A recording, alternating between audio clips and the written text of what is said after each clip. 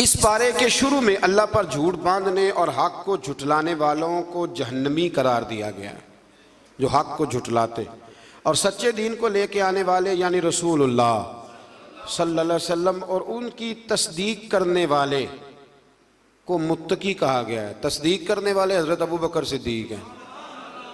हुजूर सच लेके आए और जनाब सिद्दीक अकबर ने उसकी तस्दीक की। ये कम बेश तमाम मुफस्सिरीन ने हज़रत सिद्दीक अकबर का नाम ही लिखा है।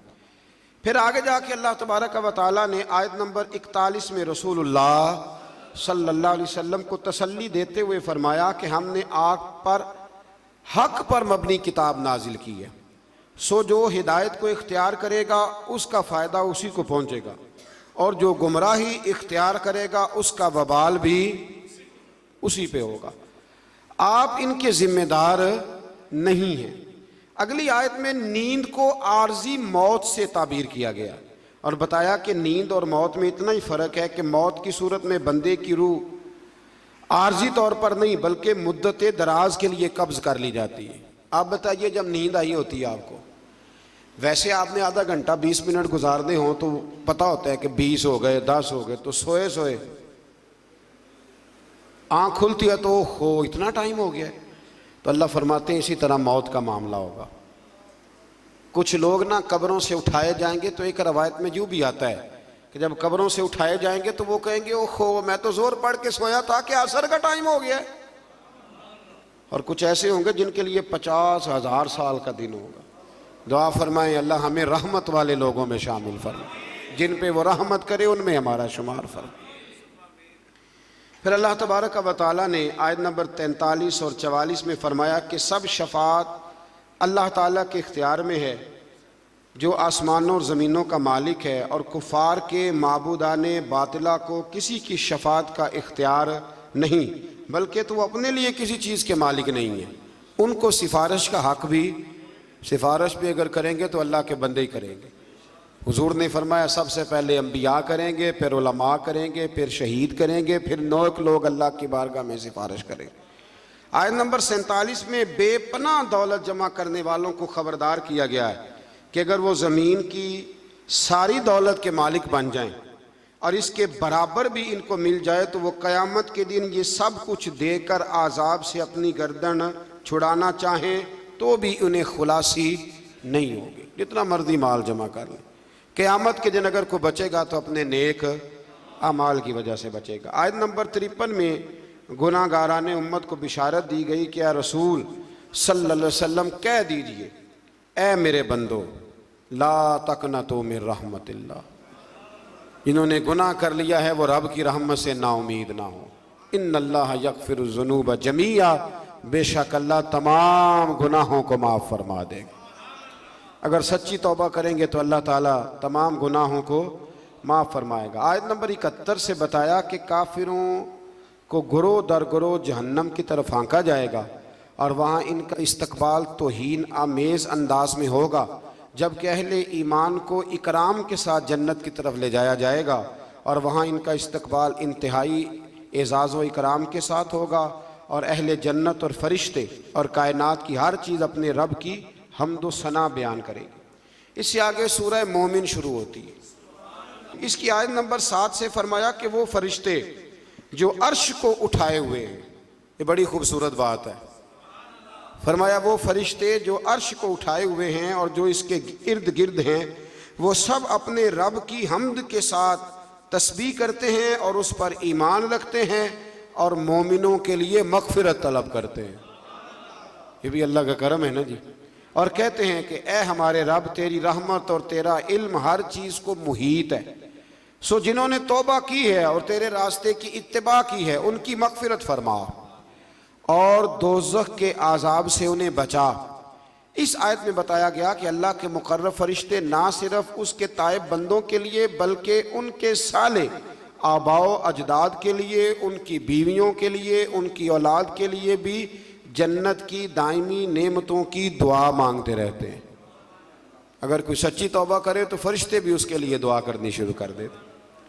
फिर आयत नंबर 10 में फरमाया कि कुफ़ार को क़यामत के दिन बुलंद आवाज़ से कहा जाएगा कि तुम लोगों को अपने ऊपर जितना गुस्सा आ रहा है ना कि हमने बुरे काम क्यों किए, इससे ज़्यादा गुस्सा अल्लाह को तुम पर आता था। जब तुम लोगों को ईमान की दावत दी जाती तो तुम कुफ्र करते थे और अपने गुनाहों का इतराफ़ करके कहेंगे कि क्या जहन्नुम से निकलने की कोई सूरत है। फिर उस दिन पूछेंगे कि गलती तो हो गई पर कोई सूरत है निकलने की। आयत नंबर 16 में क़यामत के दहशतनाक दिन का नक्शा खींचा गया है।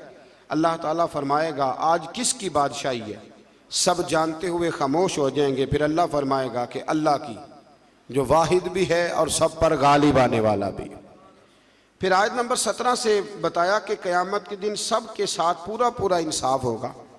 वहाँ जालिमों का कोई हिमायती और सिफारशी, जालिमों का ना कोई सिफारशी होगा ना कोई हिमायती होगा, बल्कि मेरे नबी पाक अलैहिस्सलाम ने फरमाया अगर मेरे किसी उम्मती ने ज़िम्मी काफिर पर जुल्म किया, ज़िम्मी काफिर वो होता है जो इस्लामी हुकूमत में इस्लामी कवानीन की पाबंदी में जिज़िया दे के रहता है। फरमाया अगर मेरे किसी उम्मती ने किसी ज़िम्मी काफिर पर जुल्म किया तो मैं क़यामत के दिन उस ज़िम्मी के साथ खड़ा होकर अपने उम्मती पे मुकदमा कराऊंगा। यानी जुल्म वाले की हुजूर भी क़यामत में सपोर्ट नहीं करेंगे। अल्लाह तौफीक अता फरमाए जुल्म से बचने की। अल्लाह ख़यानत करने वाली आंखों और सीनों में छुपे राजों को भी जानता है। फिर इससे आगे आयत नंबर 49 में बताया कि जहन्नमी जहन्नम के दरोगों से कहेंगे कि अपने रब को बुलाओ कि हमारे साथ अजाब में सिर्फ एक दिन की तखफीफ कर दे। अल्लाह महफूज रखे, एक दिन की सिर्फ छुट्टी मिल जाए। जहन्नम का मुहाफिज अमला इनसे कहेगा क्या दुनिया में तुम्हारे पास रसूल निशानियां लेकर नहीं आए थे। वो इकरार करेंगे। आगे चल के फरमाया क़यामत में जालिमों की उज़्र खाही इन्हें कोई काम ना आएगी, इनके लिए लानत है और बुरा घर है। आयत नंबर 60 में फरमाया कि तेरे रब ने फरमाया है मुझसे दुआ मांगो मैं तुम्हारी दुआओं को कबूल फरमाऊँगा।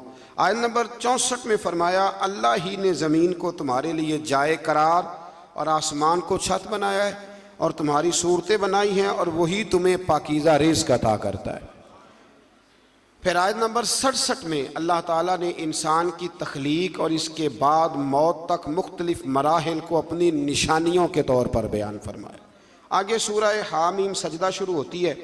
इसकी आयत नंबर 5 में कुफ़ार को इंतहाई सरकशी की कैफियत को बयान करते हुए फरमाया और उन्होंने कहा जिस दिन की तरफ आप हमें बुला रहे हैं हमारे दिलों में उस पर पर्दे पड़े हुए और हमारे कानों में डांट है और हमारे और आपके दरमियान हिजाब है।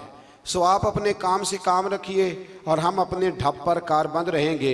यानी वो किसी भी तौर पर कबूल हक़ के लिए तैयार ना हुए। कहने लगे जी हमें नहीं आपकी बातों की समझ आती, हमारी आँखों पे पर्दे।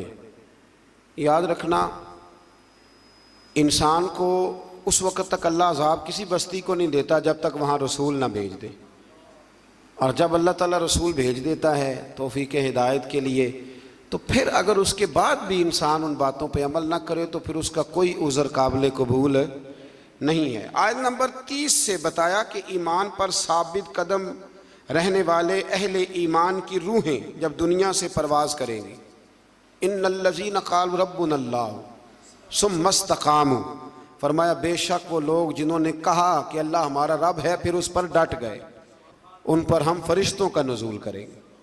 बाद मुफस्सिरीन ने लिखा है कि ये मौत के वक़्त फरिश्ते आएंगे, लेकिन हज़रत अल्लामा महमूद आलूसी उंदलसी, इमाम सुयूती और दीगर बहुत सारे मुफस्सिरीन कहते हैं मौत के वक़्त नहीं, मोमिन जब भी डट जाता है अल्लाह फरिश्ते भेज देता है। मोमिन जब भी डट जाता है अल्लाह फरिश्ते, ये लफ्ज़ भी आपने समझना है। ये नहीं फरमाया कि फरिश्ते आएंगे तो तुमने डटना है, फरमाया डटना पहले तुमने खुद है, फिर अल्लाह फरिश्ते भेजेगा। हक पे डट जाओ, अल्लाह तुम्हारी मदद के लिए, इकबाल ने कहा था तू फिजाए बदर पैदा कर, फरिश्ते तेरी नुसरत को उतर सकते हैं गर्दों से, कितार अंदर कितार अब भी वो उतर आएंगे, लेकिन शर्त यह है कि तू फिजाए, तू उस तरह का ईमान पैदा कर। फरमाया फरिश्ते नाजिल होंगे और कहेंगे कि तुम न किसी आने वाली बात का खौफ करो न किसी गुज़श्ता बात का रंज और मलाल, और इस जन्नत की बिशारत सुनो जिसका तुमसे वादा किया गया। और फिर इन्हें बताया जाएगा कि अल्लाह गफूरुर रहीम ने इनके लिए जन्नत में ज़ियाफ़त का एहतमाम किया है। बड़ी खुशी वाली बात है। यानी रब फरमाता है मैं जन्नत में तुम्हारा मेज़बान बनूंगा, मैं तुम्हारा मेज़बान हूँ जन्नत में। तो जितनी शान वाला मेज़बान है, मेज़बानी भी उतनी शान वाली फरमाए। और वहाँ जिस नेमत की भी ख्वाहिश करोगे तुम्हें वो दस्तयाब हो जाएगी। आयत नंबर 34 में बताया नेकी और बदी बराबर नहीं है, और दूसरों की बदी का जवाब नेकी से दो।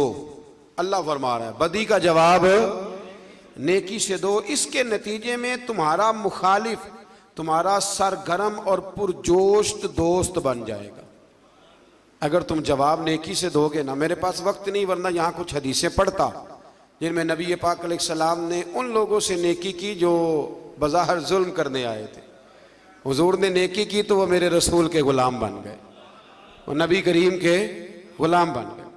आयत नंबर 39 से अल्लाह ताला ने हयात बाद अल मौत के सबूत के लिए हिस्सी मिसाल दी कि तुम देखते हो ज़मीन खुश्क बंजर और गैर आबाद होती है, यानी बेजान होती है, तो हम इस पर बारिश का पानी नाजिल करते हैं जिसके ज़रिए वो सरसब्ज और शादाब हो जाती है और नमू यानी निबातात उगाने और बढ़ाने की सलाहियत उसमें पैदा हो जाती है।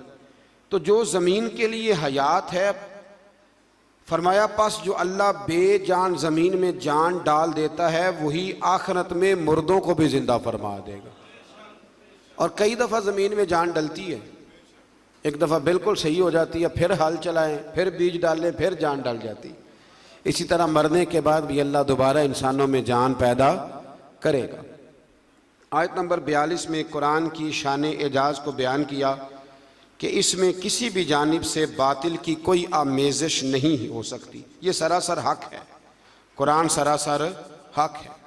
मेरी ये ख्वाहिश है, ये ना सुन्नत है क़यामुल लैल आखिरी 10 रातों का, आप अपने अपने घरों में या अपनी अपनी मस्जिदों में कम से कम ताक रातों में रात को कुछ देर के लिए जल्दी ज़रूर उठें। सारी रात हो सके तो बड़ा ही अच्छा है। हज़रत आयशा कहती है नबी पाक सल्लल्लाहु अलैहि वसल्लम नफल के लिए पाबंद नहीं करते थे, पर रमज़ान की आखिरी 10 रातों में कहते थे उठो। ख़वातीन भी कोशिश करें, ये आखिरी 10 दिन जो होते हैं ना बड़े कीमती, और बिलखुसूस ताक रातें।